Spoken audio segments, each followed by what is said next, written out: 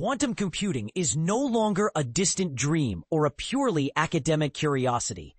It has become a pivotal battleground for global technological leadership. Europe, once viewed as a serious contender alongside the US and China, now faces a critical crossroads in the race to harness the immense power of quantum technologies. But here's where it gets controversial. Despite strong research credentials and early investments, Europe could soon be overtaken if it doesn't accelerate its efforts and unify its fragmented approaches. Over the last several years, quantum computing has evolved from esoteric lab experiments into one of the most strategically important fields worldwide.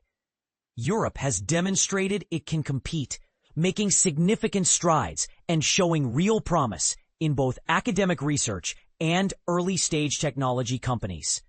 Yet, experts warned the continent could lose momentum as quantum moves beyond laboratory prototypes into full-scale commercial application.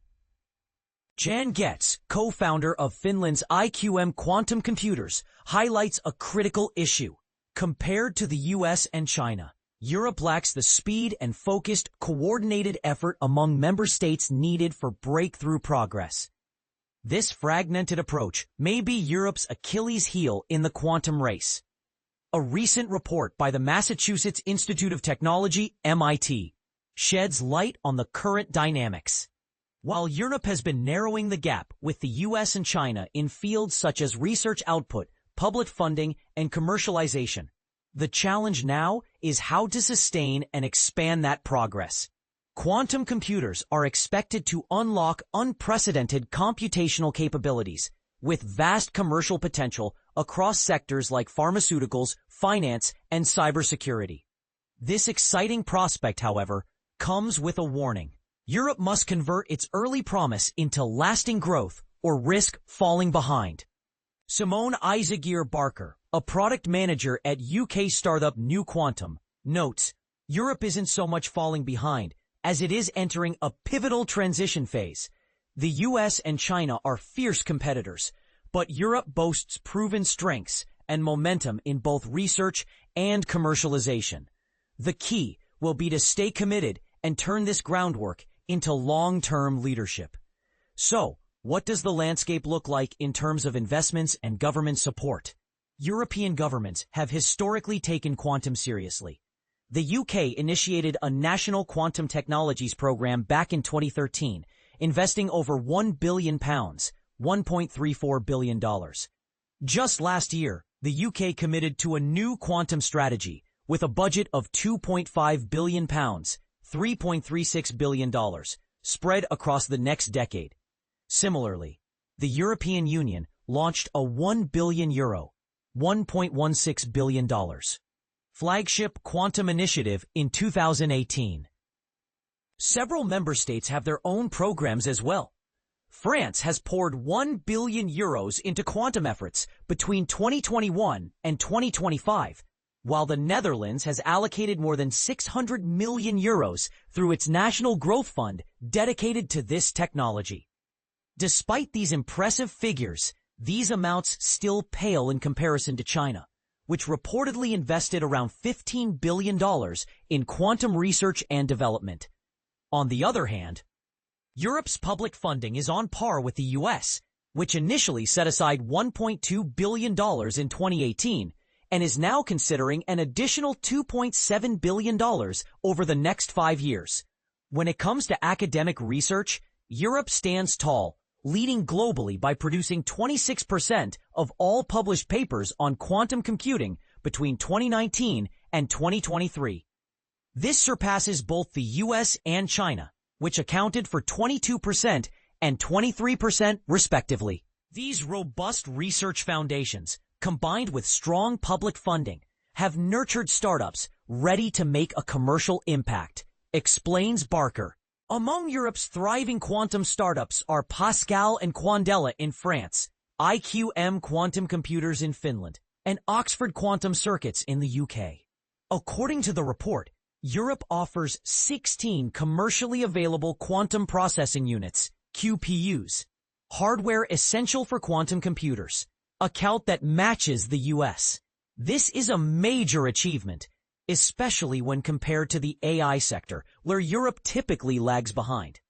As Valerian Gies, co-founder of Quandela, puts it, Europe has managed to develop companies upstream in the quantum value chain, comparable to the role NVIDIA plays in AI hardware. Europe definitely has a presence in the quantum ecosystem. However, despite these strengths, Europe is hitting a plateau when it comes to accelerating quantum technology from breakthroughs to widespread industrial use. Getz from IQM stresses the urgent need for better mechanisms to transition promising research into large-scale applications. One of the biggest challenges is funding. While public money flows relatively well, private investment in European quantum startups is significantly lower than in the US. According to the MIT report, between 2012 and 2024, US-based quantum firms attracted nearly $5 billion in private capital, whereas European companies secured around $3.5 billion. The lack of large-scale private investment funds complicates Europe's ability to remain competitive. Europe must find new financial tools to stay in the game, says Gies. Public funding alone won't cut it, unlike China's model, and Europe doesn't have the massive private investment ecosystem like the US. We need to boost the attractiveness of our ecosystem to lure essential private and foreign investments. Another hurdle is convincing big industrial players to adopt and invest in quantum technologies, something that often requires support through public procurement, especially given the defense sector's emerging role in quantum applications. These applications range from next-generation sensors to ultra-secure cryptographic keys that protect sensitive data, making them strategically critical. Europe's fragmented nature, different countries pursuing separate quantum goals, adds further complexity. France's Ministry of Defense, for example, launched the Proxima program last year with a €500 million, $585 million, aimed at developing large-scale quantum computers by 2032, selecting 5 startups for support. Gies believes that adopting a similar approach across all European member states at a continental scale could be the solution. Everyone agrees no single country can build a strong quantum leader alone, he says. In response to this fragmentation, the European Commission rolled out a quantum strategy earlier this year designed to transform current capabilities into viable market opportunities. They clearly acknowledge the necessity for a unified approach amid the fragmented efforts that currently exist across member states. Izagira Barker sums it up succinctly.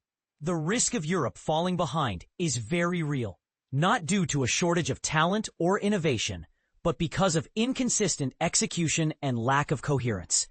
Without sustained long-term capital and steady policy support, startups may stagnate or seek greener pastures abroad.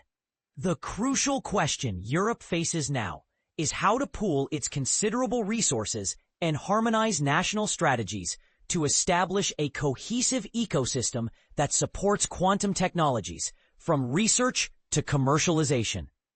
Could Europe's decentralized political landscape be its biggest obstacle?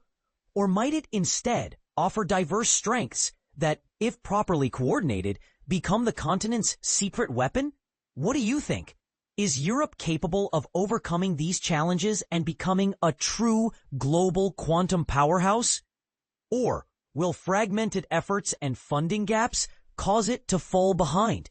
Share your thoughts below. Your perspective may shed new light on this high-stakes race.